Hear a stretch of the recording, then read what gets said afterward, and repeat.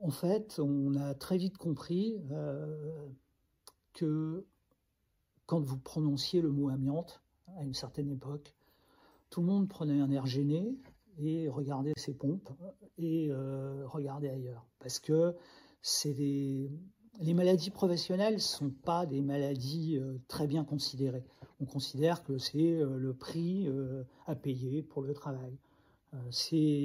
Ça a toujours été. Il y a toujours eu une sous-déclaration des maladies professionnelles parce que les gens ont honte d'être malades de leur travail. Parce que le travail, c'est ce qui nous permet de vivre, ce dans lequel on s'épanouit. Et donc, du coup, il y a une réticence par rapport à ça. Et donc, on a très vite compris que si on ne faisait pas parler de nous, on y mourrait dans notre tripode. Et donc, qu'il fallait s'organiser pour ça. Et il s'est trouvé qu'une équipe intersyndicale s'est constituée et depuis 30 ans à peu près, un peu plus, on rythme systématiquement des événements pour qu'on ne nous oublie pas d'un côté, et puis d'un autre aspect très important, c'est on est les seuls à pouvoir le faire pour l'amiante en environnemental. Si vous avez dans une école des gens qui ont été exposés à l'amiante, ils vont être, je sais pas, à part les élèves qui se dispersent, et de toute façon, s'ils ont des maladies, ce sera 20 ans plus tard ou 30 ans plus tard, donc ils ne sauront pas que c'est à cause de l'école, mais les profs ou les agents d'entretien ou les personnels techniques, etc., eux, s'ils tombent malades, personne ne va les entendre. Donc, on savait que nous, on était regroupés, on était à peu près 800 chaque jour, donc on était une équipe capable de faire bouger la loi. Et on a aidé à faire bouger la loi au niveau français, puisqu'il y a une circulaire prévention amiante dans la fonction publique de 2015, dans lequel on a une influence considérable. Il n'y aurait jamais eu cette circulaire s'il n'y avait pas eu notre combat. Et là, ces derniers jours, sont en discussion au niveau européen ça s'appelle des lignes directrices d'un projet européen de recommandation qui va parler de l'amiante en environnemental.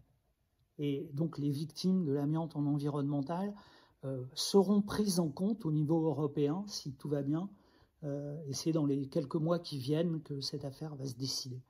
Donc, ouais, on a le sentiment qu'il faut qu'on continue. Donc, on a fait une BD sur notre histoire. On avait fait un film en 2009. On avait trouvé une réalisatrice qui avait fait un film sur notre histoire. Et on continue à essayer d'être visible parce qu'on sait que tant qu'on est visible, on fait avancer des dossiers, quoi. Le film s'appelle comment ? Une tour de l'amiante en combat. En fait, tout est sur le site Les Amiantés du Tripode. Et vous regardez, il y a le film, il y a des vidéos de nos manifestations, d'un certain nombre de choses qui ont eu lieu. Et on a été les premiers fonctionnaires, les premiers hors privé, à obtenir aussi un préjudice d'anxiété qui est l'angoisse qu'on a quand on commence à tousser à l'automne, par exemple, où on commence à avoir des quintes de toux et on se dit cette fois-ci, le cancer, il est là. Et bon, voilà, alors c'est une angoisse qu'on est un certain nombre à ressentir. Et il y a eu 200 dossiers de demande de préjudice d'anxiété. On a pris un cabinet d'avocats qui est du côté des victimes. On a gagné, et on a doublement gagné, parce qu'il y a une indemnisation qui est modeste, mais qui est réelle. Mais surtout, les ministres n'ont pas fait appel. C'est-à-dire qu'il y a une reconnaissance, et pour les gens, symboliquement, c'est très important qu'on reconnaisse qu'on les a empoisonnés, et que ça soit leur employeur qui reconnaisse qu'il les a empoisonnés. Et c'est très rare dans le privé. Les avocats nous disaient, ils n'ont jamais vu un patron venir s'excuser auprès des ouvriers pour dire « désolé, je vous ai empoisonné, je regrette beaucoup ». Ils ne sont pas venus s'excuser parce que ce n'étaient plus les mêmes responsables depuis bien longtemps.